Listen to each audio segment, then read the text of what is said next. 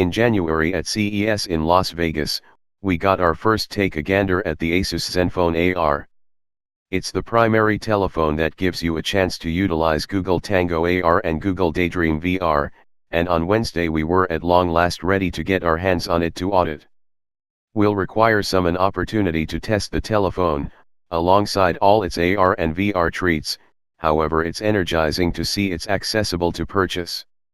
The ZenFone AR comes in two diverse opened models, one with 64 GB of capacity and 6 GB of RAM for $599, which delivers to £455 or $755, and another with 128 GB of capacity and 8 GB of RAM for $699, which proselytes to about £530 or $880.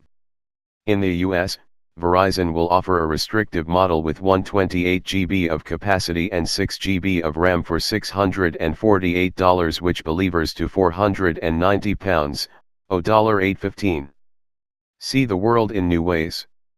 On the off chance that you've at any point needed to attempt virtual or expanded reality, the Asus ZenFone AR is justified regardless of a look.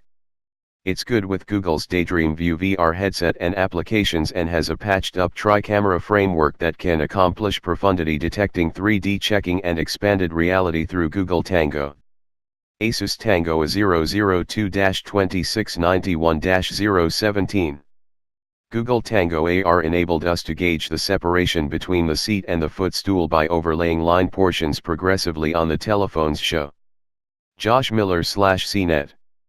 The main other Tango telephone in presence is the Lenovo Fab 2 Pro, a gigantic 6 or more inch creature telephone about the measure of the Nintendo Switch Shosen's Joy-Cons.